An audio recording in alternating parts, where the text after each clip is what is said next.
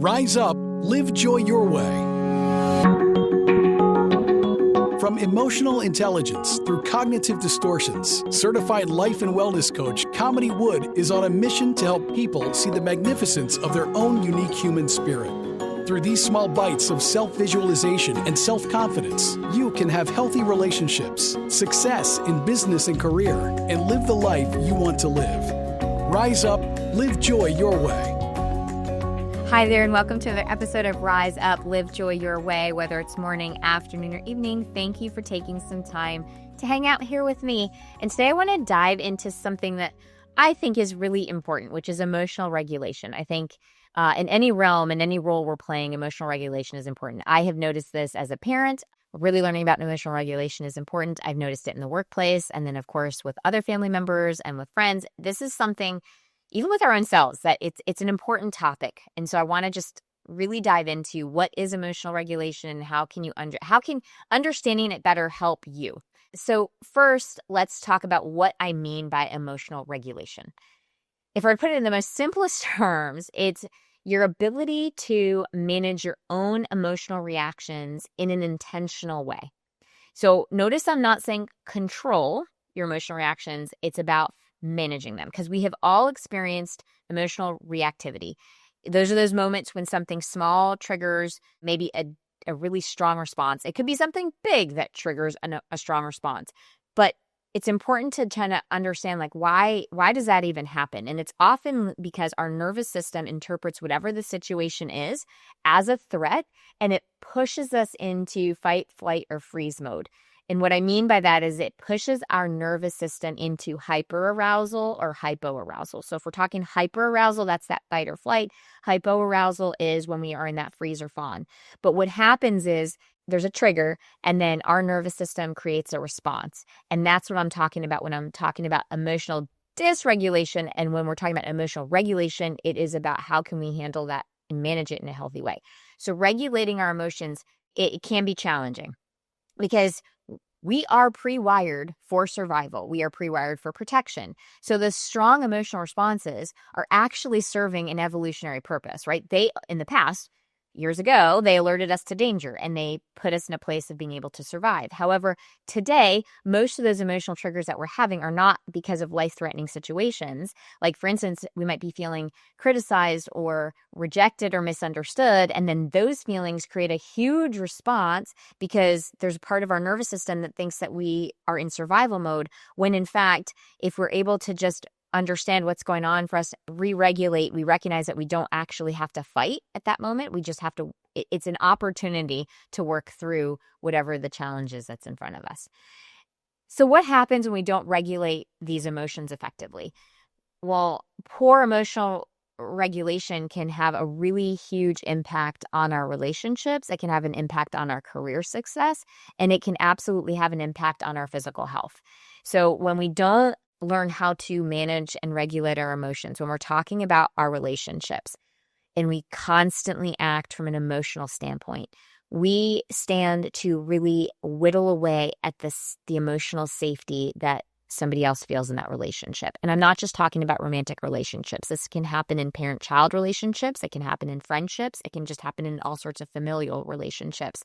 But when we respond from that emotional perspective and we're not regulating our emotions, we could say something or behave in a certain way that's going to whittle away at that emotional safety between you and the other person. And eventually it depletes it to the point where that relationship really struggles for survival.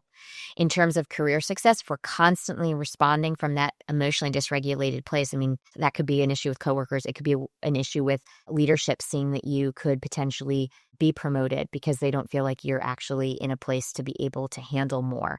And then when we think about our emotional or our physical health, when we're holding on to that higher level of stress or anxiety, it can absolutely take a toll on our physical health. I mean, blood pressure has an issue. We don't sleep as well. I know that many individuals end up suffering autoimmune issues because of chronic stress, and it's because they're not handling and working through and managing their emotions in a way so that their stress levels are decreased. So I want to just talk about how can you move through this? Or what are some tools that you could potentially use if you are noticing that you're struggling with the emotional regulation? You're noticing that you're constantly tense or you're in that dysregulated state. One thing that has been really helpful for me is breath work.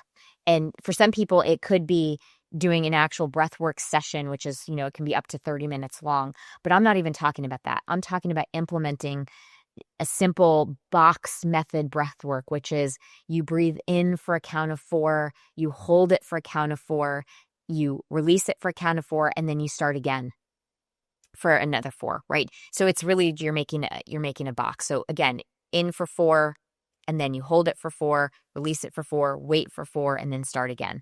And you do that, 2 or 3 times, multiple times a day, and that can be a way to just re-regulate your nervous system.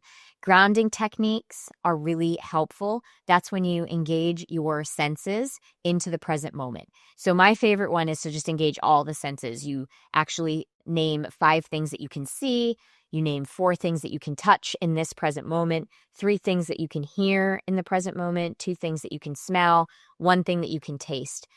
And that sounds odd, but really what you're doing is you're shifting into present moment awareness and you are re-engaging and connecting to your own body. And what that does is it also, once again, brings down the nervous system response and it brings you back into that window of tolerance. And then, of course, a mindfulness practice. Pause and acknowledge, what are you feeling in this moment without judgment? Name it.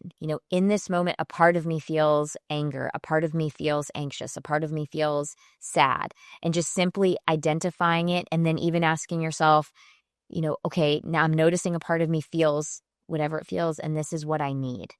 And then being able to take 1 or 2 action steps for what it is that you need. So imagine, if we put this into like a real life situation here, imagine you're in a stressful conversation and you can feel the anger rising, but instead of immediately reacting, you actually pause, feel your feet on the ground and pay attention to your breath and just breathe in for 4, hold it for 4, exhale for 4, and then wait for another 4. This can be done even in the midst of that conversation. And as you're doing that, you just remind yourself that I'm safe. Everything is okay. Nothing's on fire here. What that does is instead of emotionally reacting to the person who's sitting in front of you, you're reconnecting to self, and then you're able to take a moment before responding to what it is that's happening. So emotional regulation is not about suppressing your emotions. It is a way to manage how and when you do express them. And every time that you take a moment to regulate your emotions, you're actually taking a moment of self-care and also self-leadership. This isn't going to happen overnight. And also we're human, right? This isn't going to be every single time you're able to manage those emotions, but this is part of how we continue to grow and evolve as individuals. And becoming skilled in this and building up this muscle of emotional regulation, it's practice, and also it can shift dynamics of relationships. It can create this sense of more emotional safety in those personal relationships that you have when you're not responding from an emotionally dysregulated place. If you would like to talk more about this or want to explore how coaching could help you understand those emotions and then being able to put some of these techniques into place, and you'd like to talk about how coaching can help you do that, feel free to book a time with me anytime at coachwithkamini.com. And until next time, stay well. Thank you for listening to Rise Up, Live Joy Your Way. For more information, book a chat with Kamini at www.chatwithkamini.com or visit her website at www.kaminiwood.com. You can also find Kamini on Facebook or Instagram. Username It's Authentic Me. Thank you for listening.